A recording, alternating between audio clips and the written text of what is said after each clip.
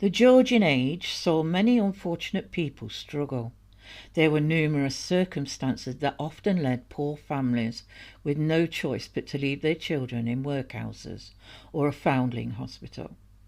For many it wasn't an easy decision, but they hoped their children would be cared for. Eventually, when the children reached a certain age, they were taught vocational education that would lead to apprenticeships, which would hopefully lead to a better future with stable work. Young teenage girls would often become servants for several years, while boys would be apprenticed into different occupations.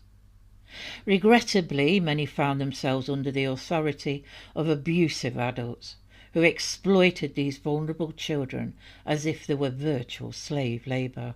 Elizabeth was born in or around 1720 into a working-class family.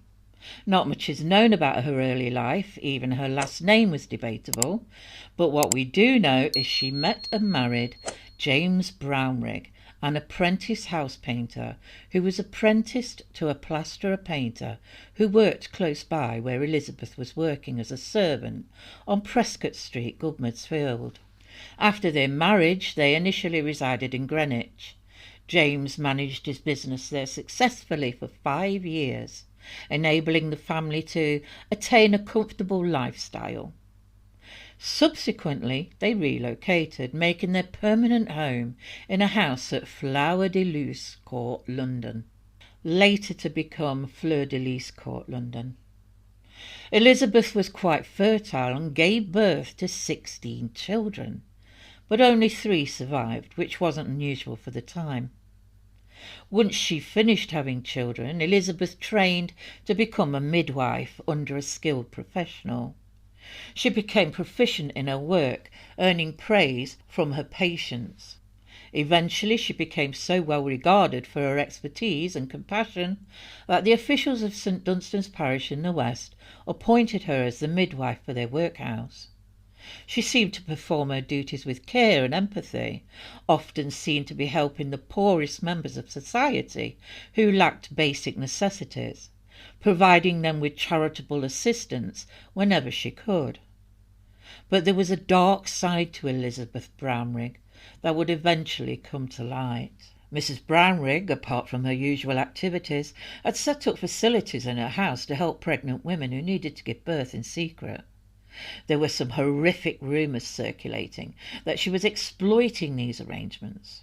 It was said that she took money from these women to take care of their babies, but instead she harmed them. It was also alleged she even caused the deaths of some infants. She strongly protested that there was absolutely no basis for such rumours. While it's true that she had often housed pregnant women who needed a place to give birth, the babies born there were taken away and cared for by their families or guardians. She didn't know where they went or who took them, but she made sure they were looked after.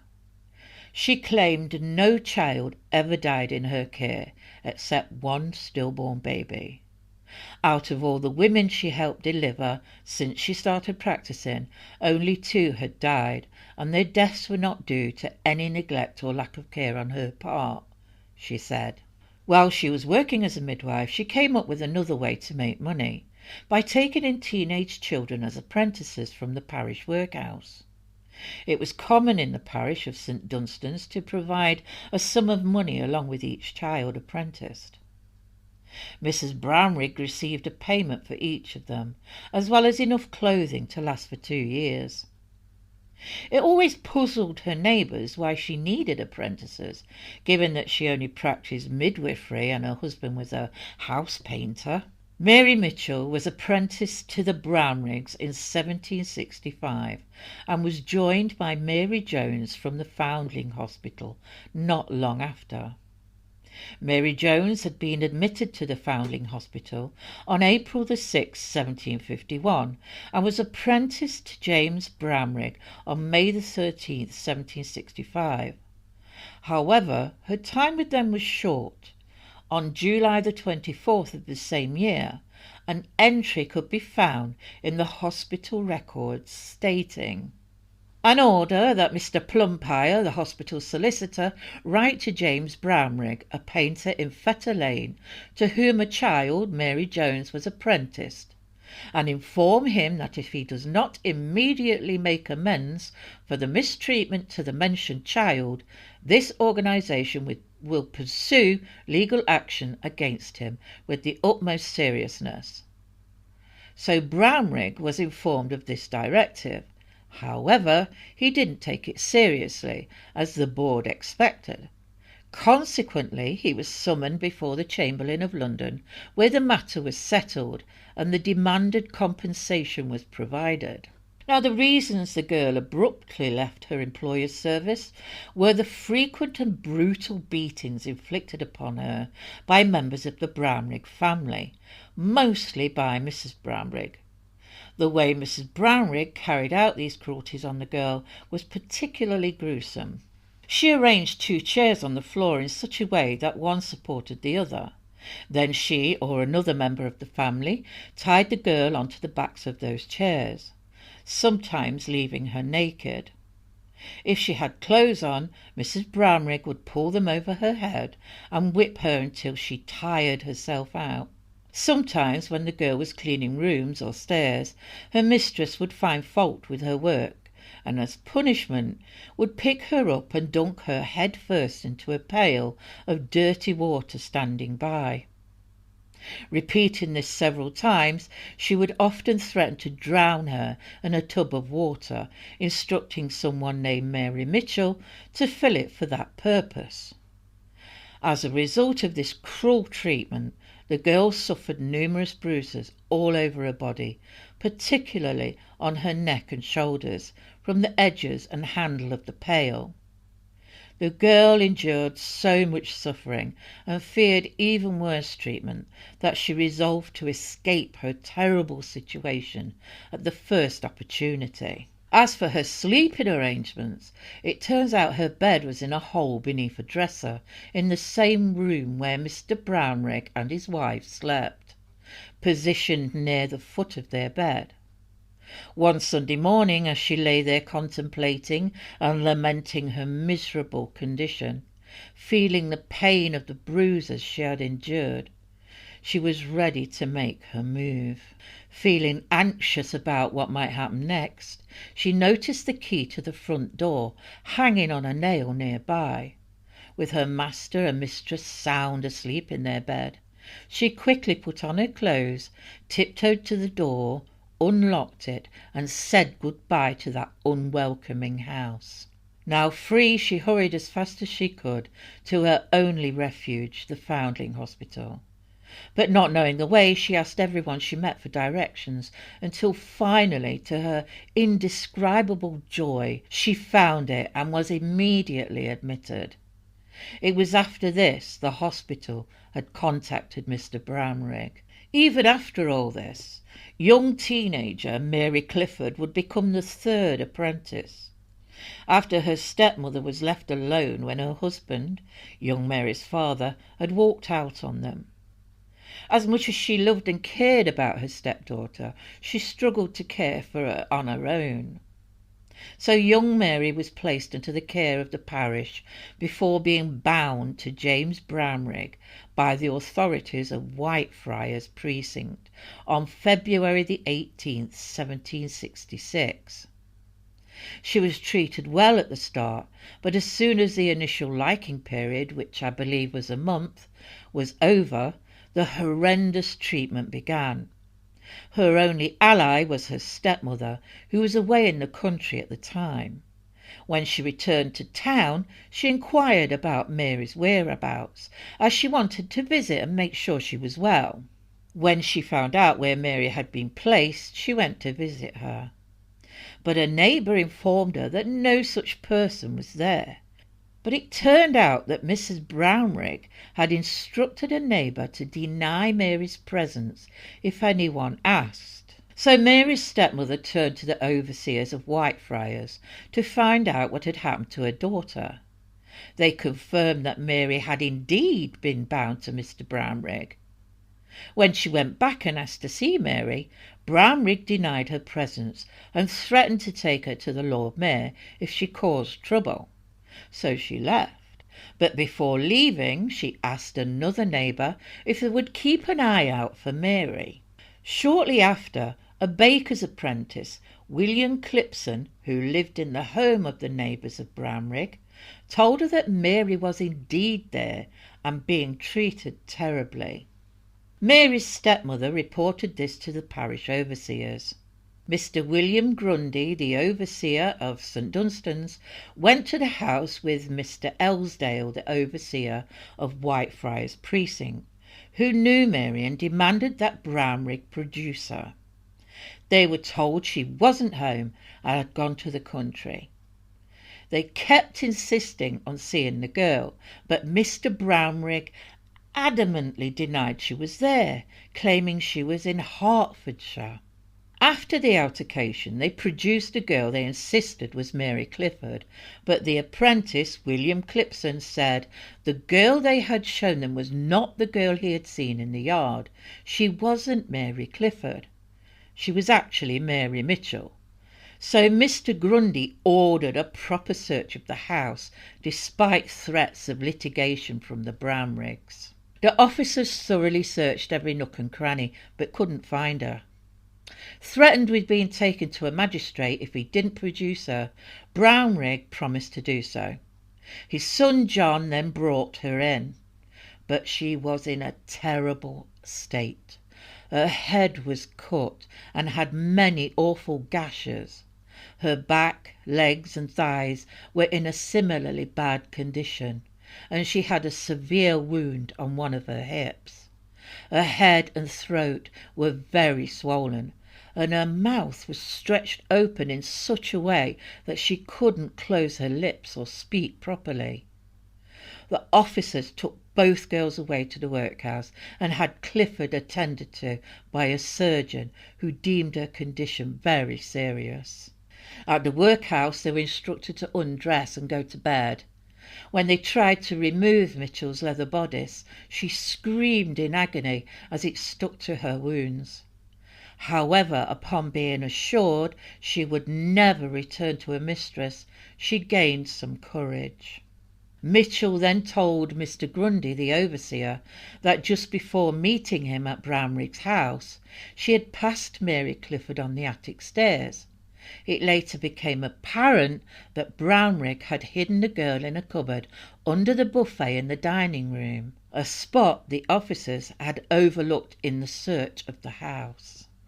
The apothecary, realising how badly off the girls, especially Clifford, were, suggested to the parish officers that they should be sent to the hospital, and so they were. Meanwhile, Mr. Brownrigg was taken to Wood Street, Compter, to be brought before a magistrate the next day. His wife had already escaped, along with her eldest son John, who took some clothes, a gold watch and some money with him. Now let's delve into how this grim tale of wrongdoing came to light. Here's how it unfolded. William Clifford, an apprentice of Mr. Deacon, a baker residing in Flower de Luce Court, right next door to Mr. Brownrigg, had been asked by Mr. Deacon to take note if he noticed something wrong on August the 3rd. As the young William went down to a second-floor window and peered down through the skylight, he spotted Mary Clifford. Her back and shoulders were terribly lacerated, her head bore bloody wounds, and she was without a cap. Descending 2 floors down and manoeuvring through a window, he positioned himself at the skylight for a clearer view. He called out to her repeatedly, but received no response.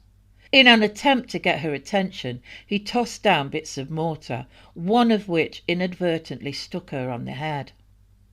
At that moment she looked up, revealing blackened eyes and severely swollen face. She groaned loudly and retreated. The apprentice promptly informed his mistress of the dire state in which he had found the girl.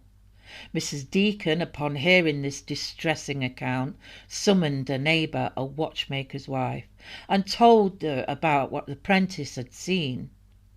Tasked with locating the girl's stepmother, she conveyed the atrocious treatment Mary had endured, leading to the events that followed.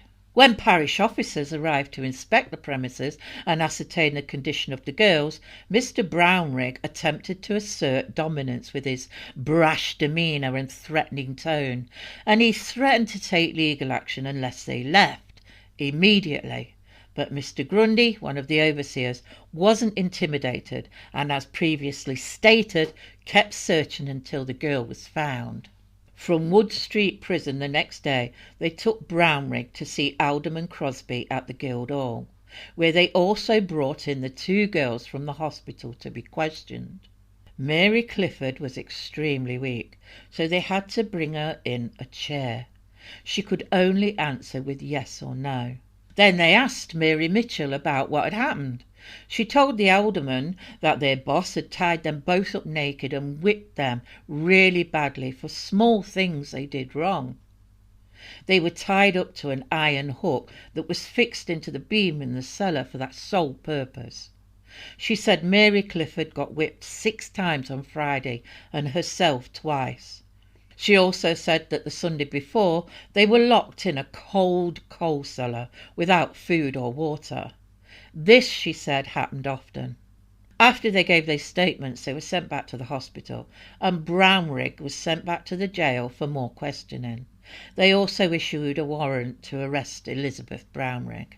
They searched everywhere for Mrs Brownrigg, but her and her son John had hid themselves well and kept on the move. Since they couldn't find her through regular means, they decided to put out an ad in the newspapers. On Saturday, August the 8th, the ad appeared, saying that Elizabeth, the wife of James Brownrigg, a painter from Fleet Street, was wanted for questioning. She is accused under oath of cruelly mistreating 2 apprentice girls, putting their lives in serious danger. Anyone who captures her and brings her to justice will be rewarded with 10 guineas by the overseers of the parish of St Dunstan's in the west. She is described as a middle-aged, slender woman with a dark complexion, around 50 years old, and was last seen wearing a striped yellow gown. Additionally, anyone who apprehends John Brownrigg, her son, a pale-complexioned youth with dark hair, very slender, approximately 19 years old, will receive a reward of 2 guineas from the same overseers. John is also accused under oath of being involved in the aforementioned cruel treatment. The next day, on August the 9th, Mary Clifford passed away in St Bartholomew's Hospital. Just before her death, the swelling in her head and neck had gone down. After the swelling went down, she could speak, but it was difficult and painful, and she couldn't make clear words. She developed a terrible fever and passed not long after. The doctor who looked after her declared that the wounds she had received were the cause of her death. On Monday the 10th, they put the advertisement in again, but this time they added a note because the poor girl had died. As Mary Clifford, one of the apprentice girls mentioned before, had died this morning, it's important to warn everyone not to hide or help Elizabeth and John Brownrigg. Anyone who does will be severely punished by the law. Signed, W. Owen, Churchwarden. On Tuesday the 11th of August, the coroner's inquest gathered at the Red Cow in Smithfield to investigate Mary Clifford's death. The main witness was Mary Mitchell. The doctor who treated Mary Clifford at the hospital was pretty sure that the beatings the girl endured without treatment caused her death. He said he found 6 big wounds on her head and 3 smaller ones, plus wounds on her shoulders and a bunch of cuts all over her body, especially on her hips. He said all these wounds were extreme and infected. Her head and throat were so swollen she couldn't talk or swallow. The jury thought about it and decided that Elizabeth and James Brownrigg were guilty of willful murder. But they didn't find any evidence to link their youngest son to what had happened, so he was let go from jail, where he had been held on suspicion. Another advert was placed for the arrest of Elizabeth and John Brownrigg, this time the reward being 20 guineas for Elizabeth and 5 guineas for the son. It wasn't long before some information was gathered. Mrs Brownrigg and her son decided to board the Dover stagecoach. But on further consideration, fearing potential danger on that route, they decided it was wiser to abandon the plan. Instead, they headed to East Smithfield and secured a place to stay in Nightingale Lane, where they stayed until Tuesday the 11th. Before leaving the area, they purchased some second-hand clothing to avoid being recognised from the descriptions provided in the advertisements. From there they travelled by coach to the riverside and crossed over to Wandsworth, where they rented a room above a chandler's shop, owned by a Mr Dunbar. They passed themselves off as man and wife and stayed in the same room. Mr Dunbar, their landlord, happened to come across the advertisement in the papers describing 2 individuals and offering a reward for their capture. He thought the description sounded very similar to his lodgers. He discussed his suspicions with his wife and decided to go to town the next day to report his suspicions. A constable was dispatched to Wandsworth accompanied by the Brownriggs' neighbour Mr Deacon, who could identify them as he knew them well. When they arrived at Dunbar's house on Sunday the 16th, the constable went straight to their room.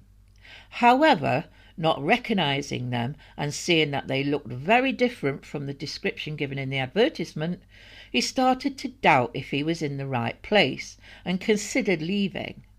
But just then Mr Deacon arrived and assured him that they were indeed the people he was looking for. Seeing their familiar neighbour, Mr Deacon, the mother and son were surprised, but quickly regained their composure. They quietly accepted their fate, only asking not to be mistreated or exposed. After some effort, Mr Deacon managed to arrange a coach to take them into the borough. During the journey, Mrs Brownrigg earnestly asked Mr Deacon to talk to the landlord and ensure that their house wasn't rented out, but kept available for her son.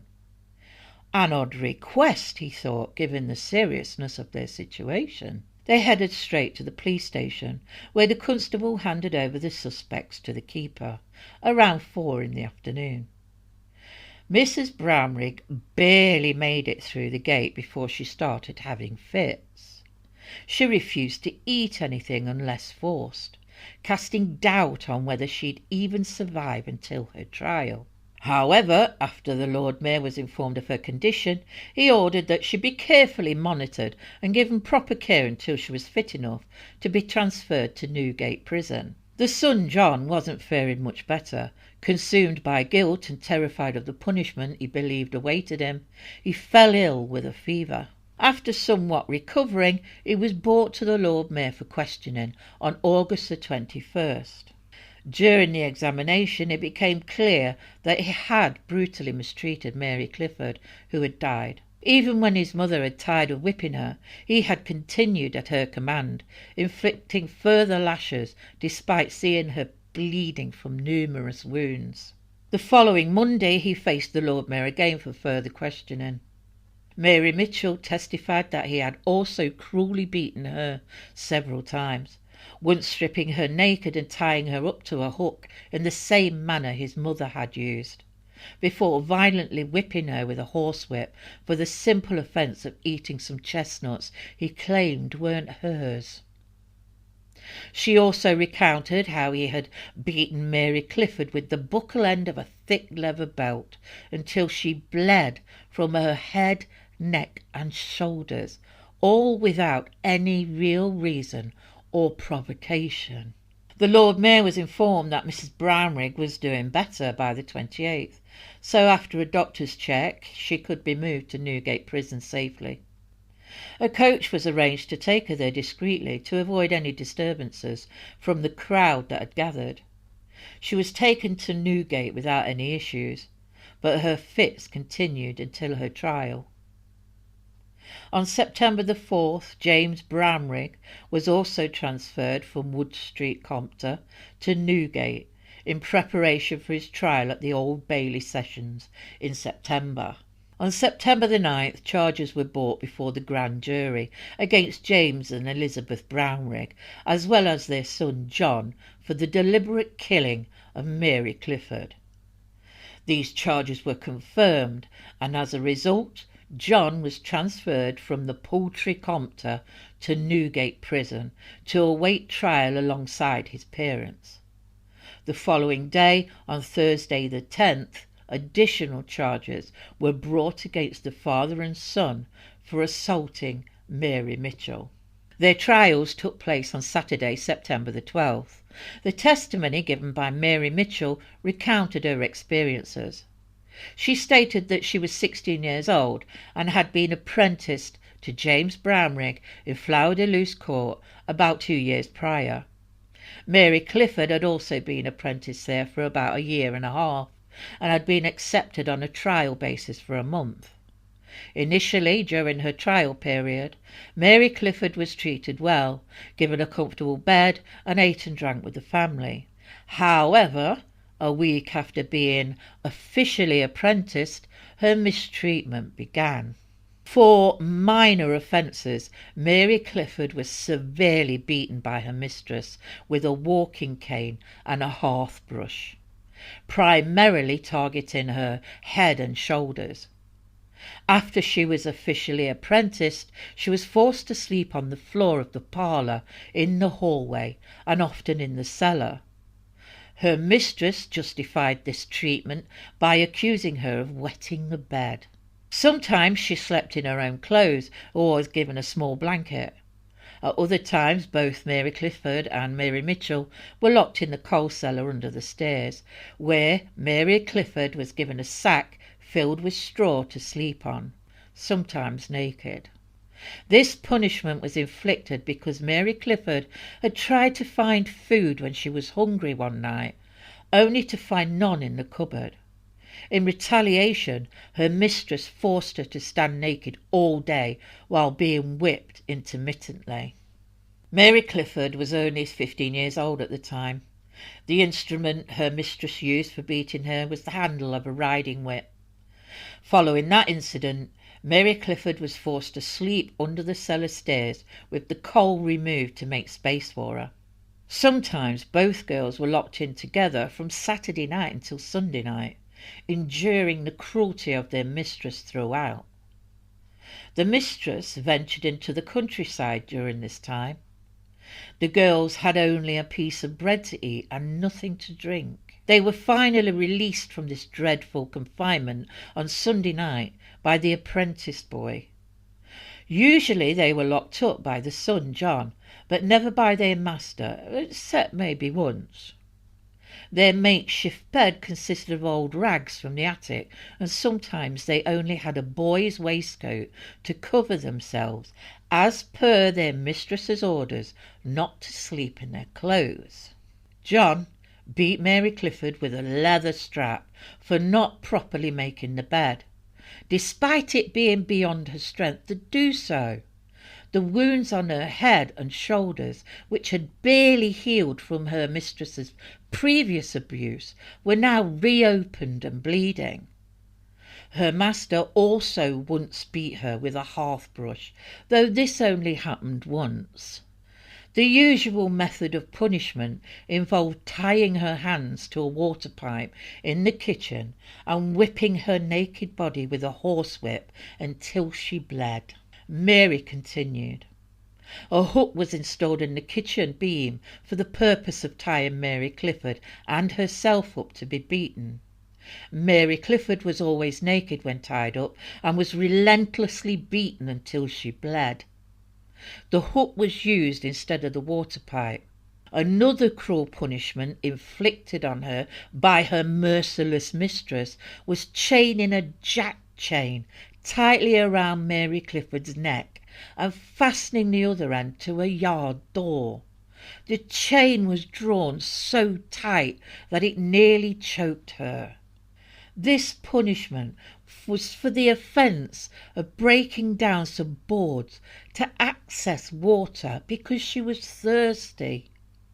She was chained to the door all day, but released at night and sent to the cellar with her hands tied behind her back, the chain still around her neck and locked under the cellar stairs for the night. Her mistress had been away for some days and returned home on Friday, July the 31st. Mary Clifford was reasonably healthy by then, with her wounds starting to scab over, though still quite sore around her head and shoulders. Around 10 o'clock that morning, Mary's mistress went down to the kitchen and accused her of neglecting her duties while she was away. Without any provocation, she tied Mary up to the hook and proceeded to whip her all over her body, causing blood to drip to the ground. After letting her down and forcing her to work at the washing tub, she whipped her again, even striking her head with the butt end of the whip while she bent over the tub, demanding she work faster. Mary was tied up and whipped 5 times that day by her mistress, and she wasn't allowed to wear any clothes the entire day, as per her mistress's orders. After the final severe whipping on Friday, Mary's head and shoulders were left raw, and her entire body was covered in wounds in a frightening manner. Her head, neck and throat were notably swollen, so much so that her chin and cheeks were completely swollen. Realising she might have gone too far, her mistress attempted to ease the swelling by applying a poultice of bread and milk to Mary's throat. But it's worth noting that her mistress wouldn't allow any cries of pain, no matter how cruelly Mary was tortured. If Mary made a sound, her mistress continued whipping until she quietened down. Additionally, it was claimed by Mrs Brownrigg that Mary Clifford had fallen down the stairs while holding a saucepan, which caused significant injury to one side of her face. Her mistress claimed this fall was responsible for the swelling in her neck and face. However, the surgeon at the hospital, when asked about the cause of the swelling in Mary's neck, suggested that it could have been caused by something like a jack chain being fastened around it, as there was evidence of a ring-like mark on her neck that couldn't have been caused by the saucepan alone. This account summarises Mitchell's testimony. James Brownrigg's apprentice, George Benham, confirmed much of what Mary Mitchell had said. The jury based their verdict on Mary Mitchell and other witnesses' statements. In Elizabeth Brownrigg's defence, she admitted to some of the accusations against her, acknowledging that while she beat the girl, she didn't intend to kill her. James Brownrigg, on his part, brought forward several people to vouch for his character, portraying him as a sober, hard-working and kind man. This was supported by the girl's confession during her examination, stating that James never beat her. Mary Mitchell also testified that James only gave her a light tap on the head at the most.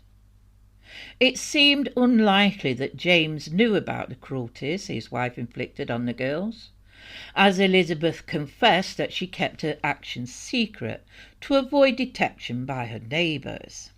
Elizabeth also admitted that her son John had beaten the girl severely on her orders. The judge, after reviewing the evidence, directed the jury. After deliberation, they acquitted James Brownrigg, found Elizabeth guilty and acquitted John. Elizabeth was sentenced to death, to be executed the following Monday. James and John were held for assaulting and abusing Mary Mitchell, pending further legal action. They were subsequently sentenced to 6 months' imprisonment and fined 1 shilling each. On the morning of her execution, she attended chapel. She received the sacrament alongside her husband and son, who were allowed a final farewell. She appeared calm and resigned, praying fervently to be delivered from guilt, She prayed for over 2 hours, joined by her family before bidding them farewell. Her husband assured her he would care for their children, and her son begged for her blessing, which she tenderly gave, while her husband prayed for her soul. She was taken by cart to the place of execution, with the cries of abuse being hurled at her from a large, angry crowd. At the execution site she remained composed, acknowledging her guilt and the justice of her sentence. On September the 14th, 1767, hangman Thomas Turles hanged Elizabeth Brownrigg at Tyburn. Thank you for watching.